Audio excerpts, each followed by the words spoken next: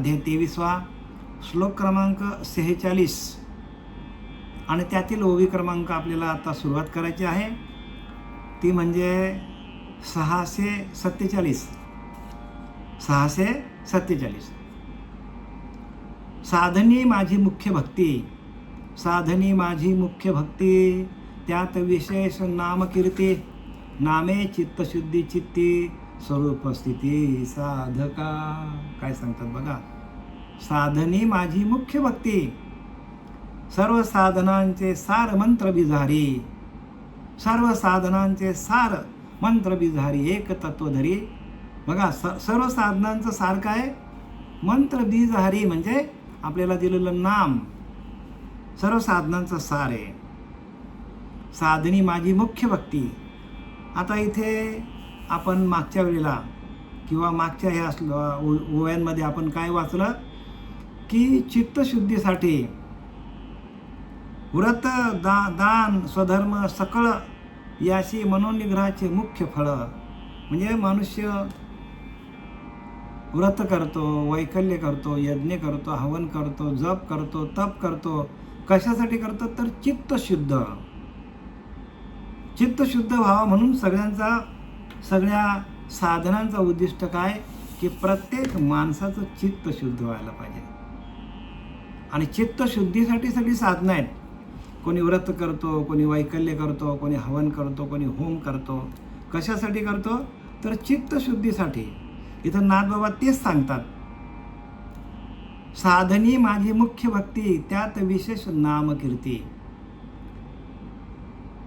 आणि म्हणून ज्ञानवरा सांगतात, नामसंकीर्तन साधन पाय सोपे आणि जळतील पापे. म्हणजे आपल्या चित्तामध्ये अनेक जन्माची पाप घर करून बसलेली आहेत. आणि या घर करून बसलेल्या सर्व पापांचं आपल्याला काय करायचं? क्षालन करायचं. आणि ते क्षालन करण्याची जी शक्ती आहे, ताकद आहे, ती नामामध्ये सामर्थ्य आहे. म्हणून नामसंकीर्तन साधन पाय सोपे, एकदम सोपं आहे. ज्यांनी घेतलं नाही, ज्यांनी केलं नाही, त्याला कठीण वाटतो. ज्याचा नामावर श्रद्धा नाही त्याला कठीण वाटणारच आहे. कारण त्यांची नामावरती श्रद्धा नाही. नामच सर्व करतं, नाम परब्रह्म वेदार्थे. काय सांगितलंय? वेदांच्या मताने नामच परब्रह्म आहे. सगळे वेद वाचण्यापेक्षा, 4 वेद 6 शास्त्र 18 पुराण वाचण्यापेक्षा ज्ञानवरा सांगतात की एक तुम्ही नाम, तुमच्या नाम संकीर्तन साधन पाय सोपे. सर्व शास्त्र कशासाठी आहेत? ज्ञानासाठी आहेत का? ज्ञान मिळवण्यासाठी आहे? अजिबात नाही. शास्त्राचं एकच उद्दिष्ट आहे, तुमचा चित्त शुद्ध व्हायला पाहिजे. चित्त शुद्ध झाला की तुम्हीच परब्रह्मात, लांब कुठे जायचं? सर्व शास्त्र चित्तशुद्धीसाठी आहेत, सर्व व्रत चित्तशुद्धीसाठी आहेत. होम केला, हवन केला, यज्ञ केला, सर्व काय केला, पण आपला चित्त शुद्ध झालं नाही. जमेल का? ज्ञान होईल का आपल्याला? कितीतरी लोक यज्ञ करतात, व्रत करतात, काय लक्ष्मीची पूजा काय, अजून काय व्रत काय करतात, 16 सोमवार काय करतात. या सगळ्यांचं एकच कारण सांगतात नाथ बाबा की आपला मनोनिग्रह व्हायला पाहिजे. आणि तो मनोनिग्रह होत नाही. मनोनिग्रह हे फळ सांगितलंय सर्व व्रतांचं, दानांचं. मननिग्रह तुमचा, मनाचा लय करायचा असेल, मनोनिग्रह करायचा असेल तर तुम्हाला ध्यानाला बसून त्या नामाचा उच्चार तुमच्या अंतकरणामध्ये नाम अग्नी आहे. ते काय आहे? ज्ञान अग्नी आहे.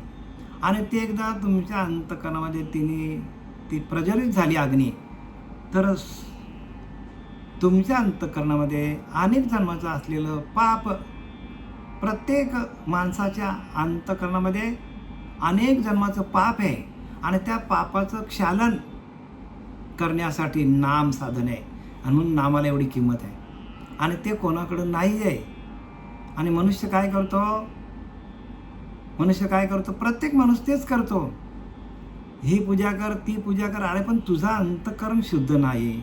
आणि आपण सगळ्या प्रकारची पूजा केले, सगळ्या प्रकारचं व्रत केलं, वैकल्य केलं, पूजा केल्या, होम केला, होम केला, हवन केला, तरी पण आपलं चित्त शुद्ध होणार नाही.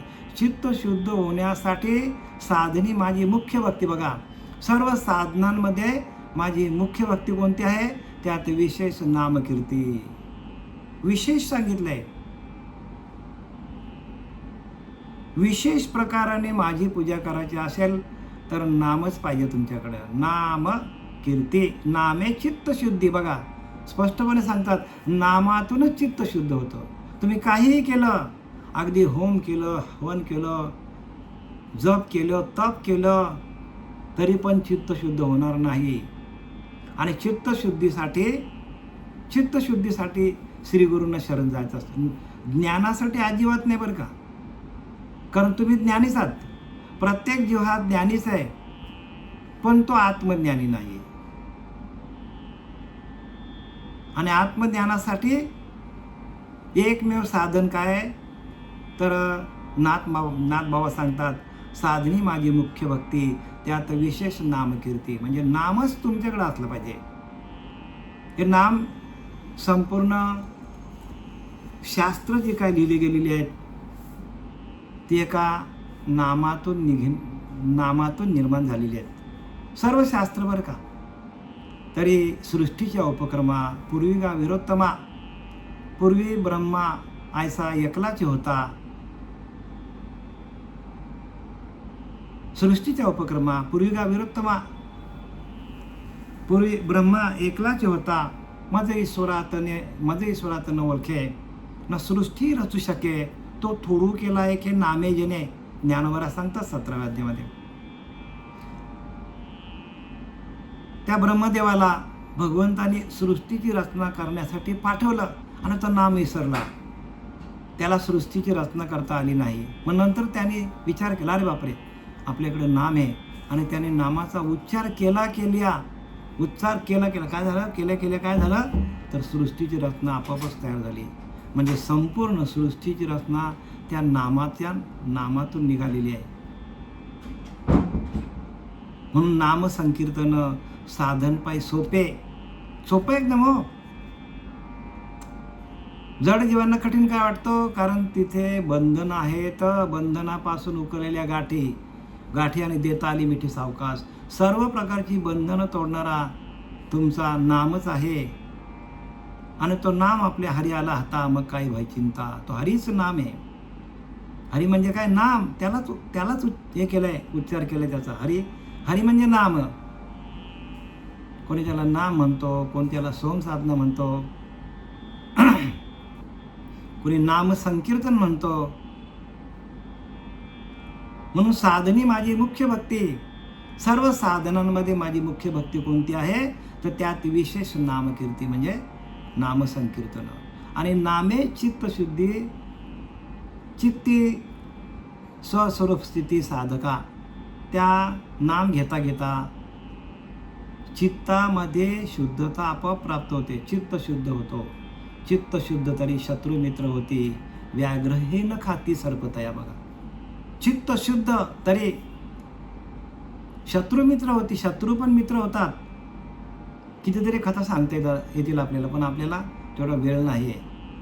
चित्त शुद्ध तरी शत्रू मित्र होती, व्याघ्रही न खाती सर्पतया.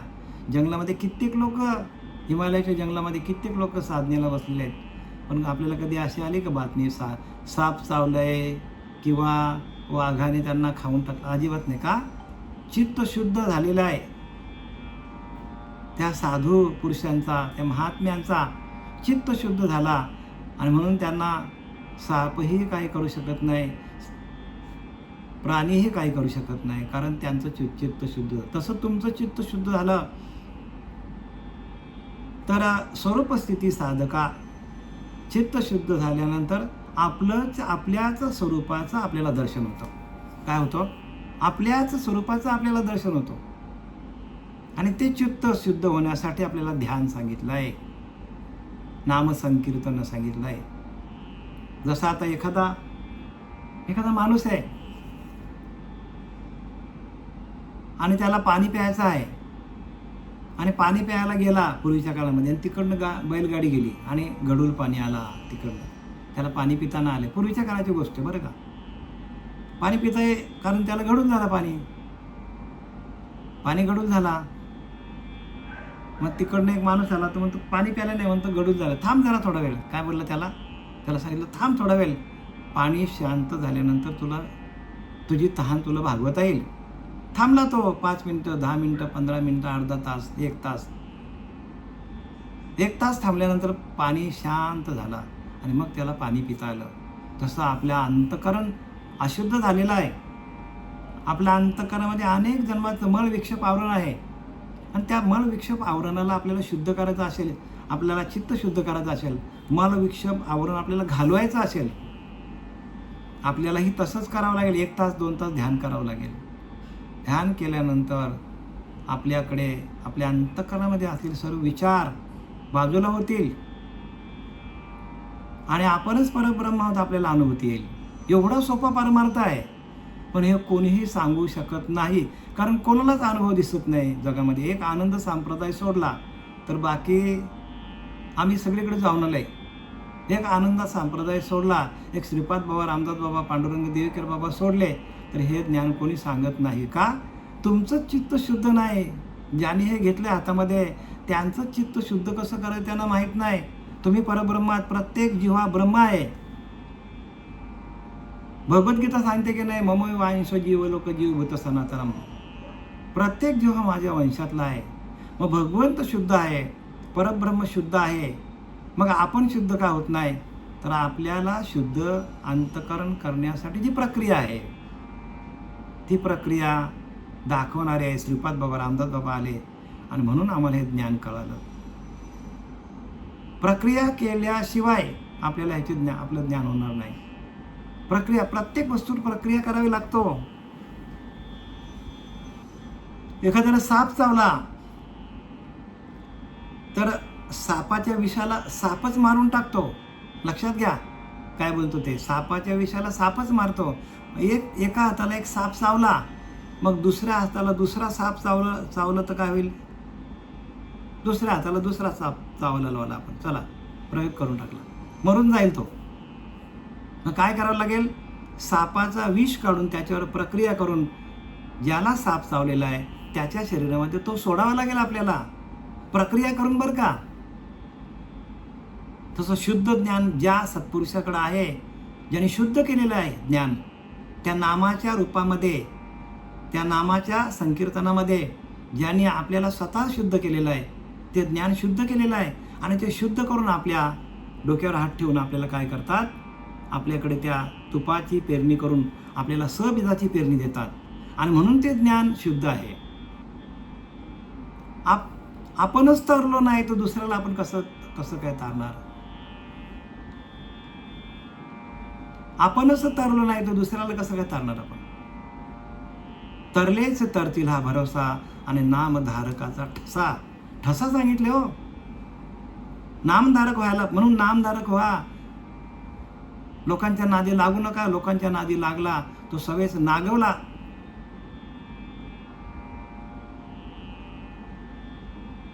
आणि म्हणून ज्यांनी हे ज्ञान घेतलं, ज्याने ते नाम घेतलं, अंतःकरणामध्ये त्यांनी जपलं, 12-12, 14-14 वर्षांनी तपश्चर्या केली आणि तपश्चर्याच्या माध्यमातून त्या प्रक्रिया केल्या आणि प्रक्रियेतून त्यांनी स्वतःला शुद्ध करून घेतलं. थोर पुरुषांनी, महापुरुषांनी, ज्या महात्म्यांनी स्वतःला जप आणि तप करून शुद्ध केलं त्या नामाच्या माध्यमातून, अशाच सत्पुरुषाला आपण गेलो आणि भेटलो तर ते आपल्याला शुद्ध करतील. आणि बाकी जे अशुद्ध ज्ञान करणारे लोक आहेत त्यांच्या नादी आपण लागलो तर आपल्याला हे ज्ञान मिळणार नाही. जसं मी आता सांगितलं की सापाच्या विषावर प्रक्रिया करून मग ते आपल्या ज्याला साप चावलेला आहे त्याच्या अंतःकरणामध्ये सोडला जातो, त्याच्या अंगामध्ये सोडला जातो आणि मग त्याचा विष उतरतो.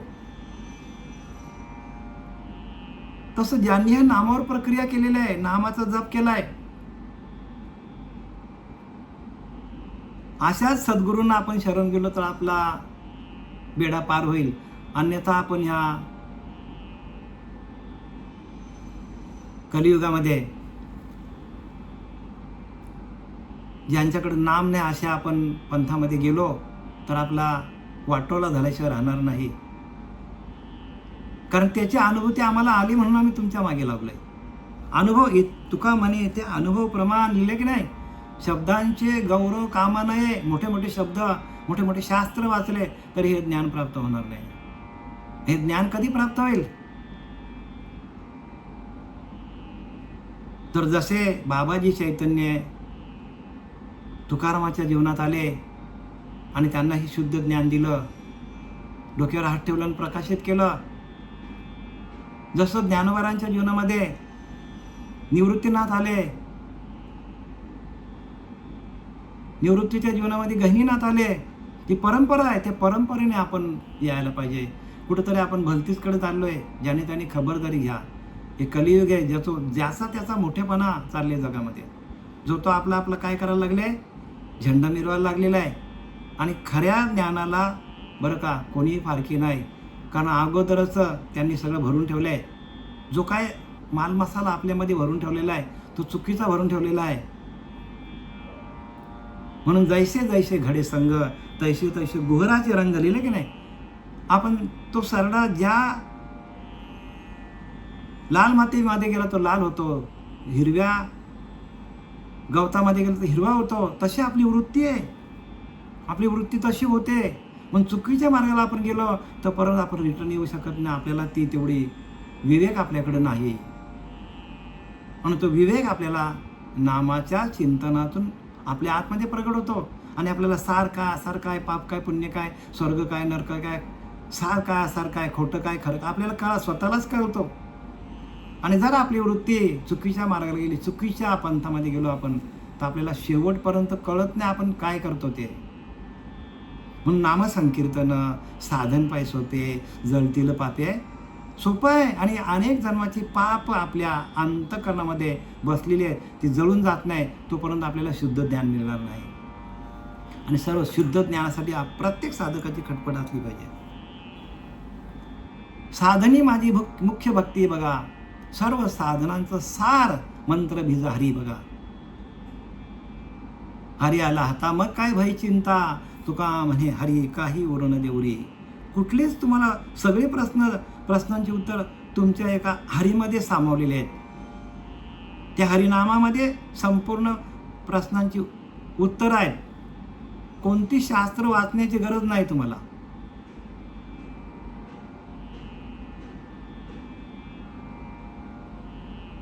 त्यात विशेष नामकीर्ती बघा.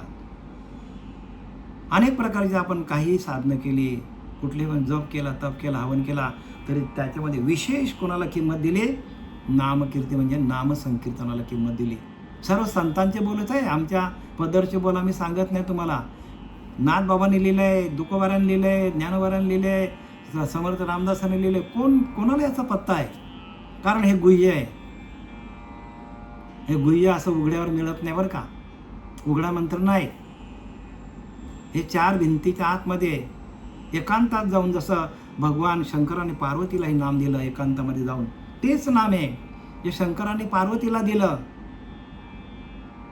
ते महाविष्णूने ब्रह्माला दिलं, ब्रह्माने आत्रीला दिलं, आत्रीने दत्त महाराजांना दिलं, आणि दत्त महाराजांनी नारायण जालवणकर, लक्ष्मण, बलभीम, सत्यानंद, शांताबाई, बंडोबा, किरोबा, श्रीपाद बाबा, रामदास बाबा, नारायण बाबा, रोहिदास बाबा, नानाबा, पांडुरंग, देवेकर बाबा बघा.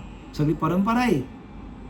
एकामेकाच्या एका सिद्धाचा दुसऱ्याच्या डोक्यावर हात ठेवून स्पर्श ज्ञान किंवा नेत्र कटाक्षाने दिलेलं ज्ञान आहे. किंवा आलिंगनी संतांची दिव्य झाली माझी, आलिंगन देतात एकामेकाला, आणि आलिंगनाच्या द्वारे हे ज्ञान प्राप्त होतो. असं ऐकून ज्ञान प्राप्त होत नाही. आणि नामे चित्त शुद्धी चित्ती स्वरूप स्थिती साधक. आणि चित्त शुद्ध झाला की स्वरूप तुमच्याकडेच आहे. स्वरूपासाठी लांब जायची गरज नाही. तुम्हीच परब्रह्म आहात. प्रत्येक जीव हा ब्रह्म आहे. प्रत्येक जीव काय आहे? ब्रह्मच आहे हो. पण तो ब्रह्म आहे हे कळण्यासाठी त्या अंतःकरणावर आलेलं मल विक्षेप आवरण काढण्याचं जे शास्त्र आहे, जे शस्त्र आहे, ते शस्त्र तुमच्या हातात जोपर्यंत देणारा श्रीगुरु जीवनात येत नाही तोपर्यंत हे ज्ञान कळणार नाही. आणि त्यासाठी पुण्यही लागतो. पुण्य कशासाठी लागतो? श्रीगुरूंना शरण जाण्यासाठी पुण्य लागतो. जो पुण्यवान असतो त्याला सद्गुरू भेटतात. आणि समजा ज्याच्याकडे पुण्य नाही, पुण्य कमी पडतो आणि श्रीगुरूंकडे आला तरी तो मागे जातो. का? त्याला कळत नाही. त्याला कळत नाही काय करतो आपण ते, कारण पुण्य कमी पडतो. आणि पुण्याचाच मार्ग बरं का. श्रीगुरु जीवनात येणं म्हणजे पुण्याईचा साठा ज्या साधकाकडे झाला त्यालाच तसा गुरु मिळतो.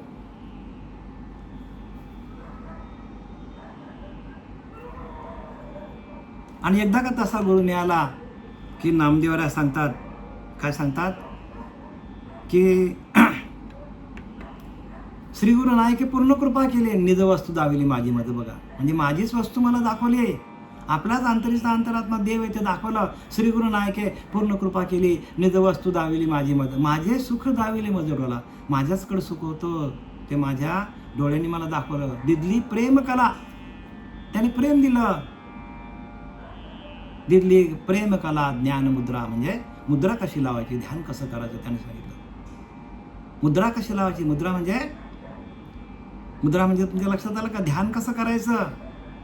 मुळाधार, स्वाधिष्ठान, मणिपुराणात, विशुद्धी, आज्ञाचक्र आणि सहस्त्र जलचक्रापर्यंत जाऊन कसं स्थिर व्हायचं हे सांगणारे ते श्रीगुरु असतात. कुंडलीने जागृत करतात ते श्रीगुरु असतात. जोपर्यंत कुंडलीने जागृत होत नाही तोपर्यंत चित्त शुद्ध होत नाही, अंतःकरण शुद्ध होत नाही. म्हणून कुठेही जरी गेले तरी तुम्हाला ह्या कुंडलिनीपर्यंत यावं लागेल. कुठेही गेलो, कुठल्याही जगामध्ये कुठेही गेलो, जोपर्यंत कुंडलिनी शुद्ध होत नाही तोपर्यंत खऱ्या ज्ञानाची प्राप्ती होणार नाही. ज्ञान होईल भरपूर तुम्हाला, पण आत्मज्ञान होणार नाही. आत्मज्ञानाविना पार्था सर्व कर्म निरर्थकम, असं गीता सांगते. नाना शास्त्रे पठ्य लोकम नाना दैवत पूजनम.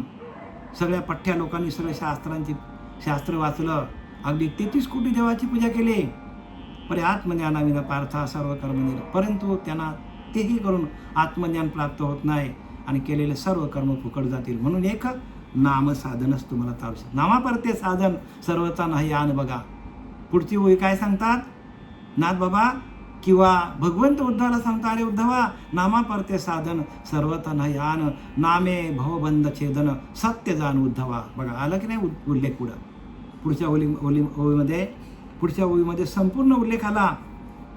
नामासारखे दुसरे साधनच नाही भूतलावर. म्हणून कलियुगी उद्धार हरीच्या सकळांशी येते आहे अधिकार. कलियुगी उद्धार हरीच्या नामातून आहे. दुसरा पर्याय मार्ग जगामध्ये नाही आहे. कुठं पण जा तुम्ही, हे शास्त्र सांगतो आणि अनुभूती सांगते. नामापरते साधन सर्वता नाही आन आन, नामे भवबंध छेदन सत्य जाण उद्धवा. नामातूनच जन्म मरणाचा फेरा आपल्याला चुकवता येईल. आणि ज्यांच्याकडे नाम नाही त्यांना परत परत अधोगतीला जावं लागेल. आणि एकदा का अधोगतीला गेला, एकदा का कुत्र्याच्या जन्माला गेला का मांजराचा जन्म आहेच, उंदराचा आहे, सगळे मग 84 लक्ष योनीला माणूस लटकंती होतो. आणि करा काय ते आता करा, ह्याच देहात करा. ह्याच देहामध्ये नरदेहाला आपण मिळालेलं ना, चुकून मिळालं आपल्याला नरदेह, आणि या नरदेहाचं सार्थक करा. सार्थक करा, डोळे बंद करू नका. हे लोकीच्या व्यवहारे नका डोळे धुरी भरू सांगतात तुकोबाऱ्या सांगतात. धुराने डोळे भरून राहू नका, सावध व्हा. कारण परत हा नरदेह नाही. इथून भगवंताला प्राप्त करायचं, भगवत स्वरूप व्हायचं. आणि हे जर जमलं नाही तर मग शेवटीला कोणी कोणाचं केलं, जास्त त्यानं अनहित केलं. नामाप्रते साधन सर्वता नाही आन, नामे भवबंध छेदन सत्य जाण उद्धवा. बघा काय सांगतात, नामातूनच या भवरूपी म्हणजे जन्माला येणं आणि मरणं हा रोग लागलेला प्रत्येकाला, आणि हा रोग शेवटपर्यंत सुटत नाही. आणि तो रोग सुटण्यासाठी एकमेव उपाय काय सांगितलंय? एकमेव उपाय नाम दिलेला आहे. म्हणून सकळांशी येथे आया अधिकार कलियुगी उद्धार हरीच्या नामातून होणार आहे. हकारुनी सांगे तुकाराम महाराज ओरडून सांगतो, अगदी जीव तोडून सांगतो लोकांना, हकारुनी सांगे तुका नाम घेता राहू नका. पण ती नाम घेण्याची पद्धत आहे बरं का. नुसते नाम काही लोक बोलतात, ज्यांना अनुभव काहीच नाही आणि नुसतं नाम बोलतात बस. म्हणजे लोकांना काय करतात, लोकांना थोडक्यात भुलवतात लोकांना. दासबोधामध्ये 200 समास आहेत, त्यातनं मंगलाचरण सोडला तर सगळ्या समासामध्ये विष्णू स्मरण बघा, त्याच्या प्रत्येक समासामध्ये नाम शब्द वापरलेला आहे. प्रत्येक श्रवण भक्ती निरूपण नाम, विष्णू स्मरण भक्ती निरूपण नाम, प्रत्येक ठिकाणी आत्मदर्शन नाम, सगळ्या समासामध्ये. पण ते नामच तुमच्याकडे नसलं तर तुम्हाला जमेल का? सगळीकडे नामाचा उच्चार आहे, सगळीकडे नामाचा उच्चार आहे, पण नामच आपल्याकडे नाही. मग ते भक्तीचं काम आहे का? काहीच काम नाही भक्तीचा. एक नाम तुम्ही म्हणून ज्ञानोबा सांगतात की नामा परते तत्व नाही रे अन्यथा, वाया अनेक पंथात जाशील तर कुठल्याही पंथात जाशील तर फुकट जाशील. ज्ञानोबा सांगतात वाया अनेक पंथा, ज्या ठिकाणी नाम नसेल अशा पंथामध्ये गेलो, ज्या ठिकाणी ध्यान नाही, ज्या ठिकाणी आत्म्याचा कुठं संबंधच येत नाही आणि आत्मा हाच तुमचा देव आहे हे कोणी सांगत नाही. वाया अनेक पंथा जाशील जणी, नामापरते तत्व, नाम तत्व रूपाने आहे, आत्मा पण तुमच्याकडे तत्व रूपाने आहे. नामापरते तत्व नाही रे अन्यथा, वाया अनेक पंथा जाशील जणी, कुठल्याही पंथात जाशील तर फुकट जाशील सांगताय ज्ञानोबा. स्वरूप स्थिती निश्चल मन, ते जेथ लाजोनी जाय साधन, तेथ दानादिकांचे प्रयोजन सहजची जाण खुंटले. आता माझी वेळ झालेली आहे बरं का. ह्या वेळेवर मी पुढच्या वेळेला विवरण देणार आहे. झालेली शिवाय आपले सच्चिदानंद सद्गुरू श्रीपाद बाबा, रामदास बाबा, नारायण बाबा, नाना बाबा, पांडुरंग